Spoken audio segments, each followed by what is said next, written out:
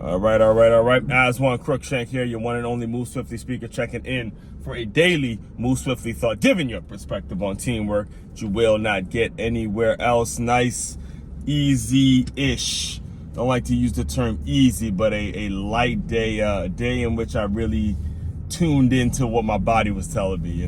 For the past couple of days, I've been dealing with a kind of a tight hamstring, and the past few days I've hit the goal, but I've struggled to get the goal, and my stomach has kind of been bothering me. Been a little bit under the weather. So today I only took a light 2-mile run.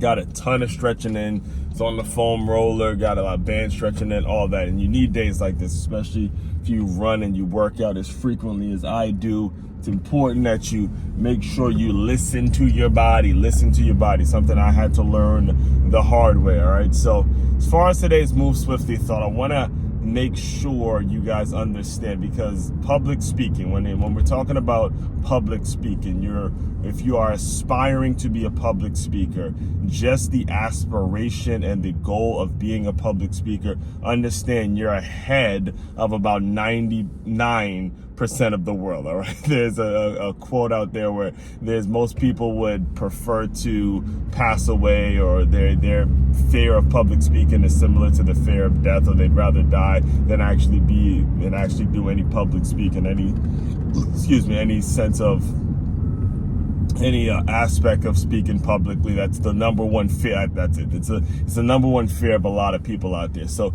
just having the aspiration of addressing an audience publicly and speaking publicly on the regular, just know, having the goal, you're already ahead of a lot of people who have a huge fear of public speaking. All right. So the reason I'm bringing all this up is because for the past week, I've been asked to be the public speaker for 2 events without me knowing at all anything about the events. And because of the way I am and all the stuff I have out there, they knew that I'd be able to do it. And because the goal for me is to do regular keynotes, do regular workshops, and address an audience regularly, I jumped at the opportunity. I jumped at both the opportunity. It was back when it was in Trinidad. When I was in Trinidad last week, I was asked to be the MC. I was asked to be the MC for all of the events at the family reunion. And just this past week, when I got back at the school I teach for, a school named the Center for Creative Education, I was asked to host this pep rally. And I grabbed the mic and did my thing and did what I had to do. So today I'm going to talk to you guys about how parallel parking, and it's sort of tongue-in-cheek when I'm saying this, but understand there's a similarity between parallel parking and public speaking. So here's what I mean when I say that. When it comes to public speaking, the one thing that I learned early on in my public speaking career and public speaking world and lifestyle and all that is to, when you're out there and you're speaking and you're addressing an audience publicly, is to go mentally back to a place in which you have felt comfortable, so to speak, or you've been in a situation where you felt wanted, or you're feeling you put yourself in a mindset in which you are speaking to an audience that you're already familiar with, or a place that I don't like to use the word comfortable, because you're never going to actually be comfortable when you can sort of start to be comfortable, but the word comfort over here in the Move Swiftly world is not a word that I like to, it's almost like a curse word here, but essentially you do want to put yourself in a place where you are very used to, you have a familiar feeling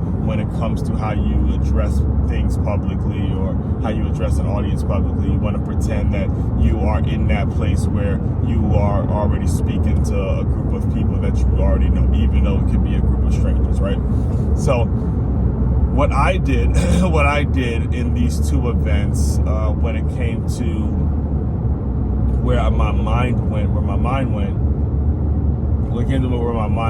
for these events, I actually went back to my childhood. All right. So for those of you who don't know, and most of you, if you haven't read my book, Make Your Move, which is available, by the way, on makeyourmove.com, I talked about it in my book a little bit about how when I was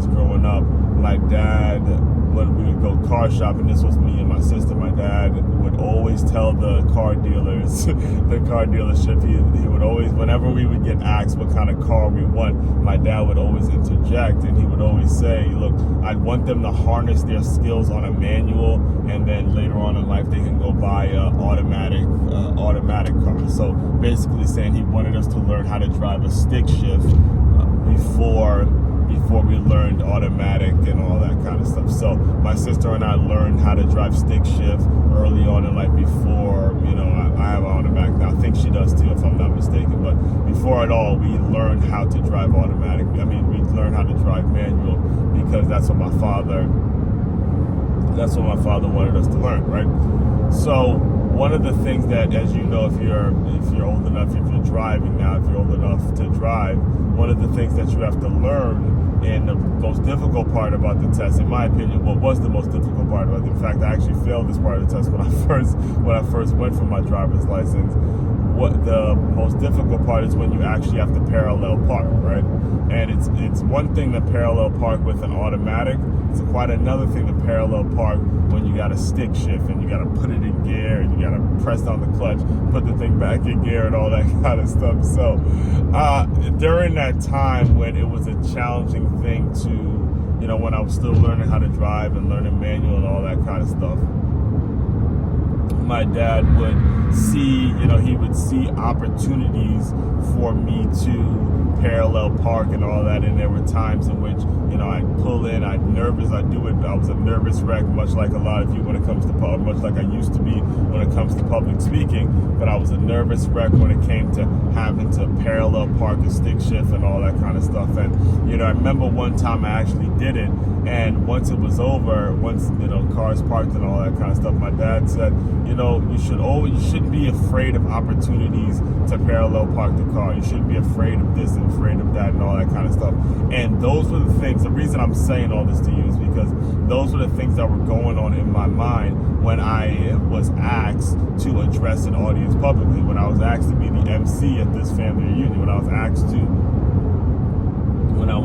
to be the host for this pep rally, whenever I'm asked to do something and address a group, address an audience publicly, and have the opportunity to public speak. Number one, I know not a lot of people are going to want to do it, and number two, it's going to help me perfect my craft. It's going to help me get better at what it is I'm trying to do. And these are the things that you have to do. These are things that you do, that you need to do if you're trying to get better, if you're trying to make it so your process and your brand and your business and your organization has an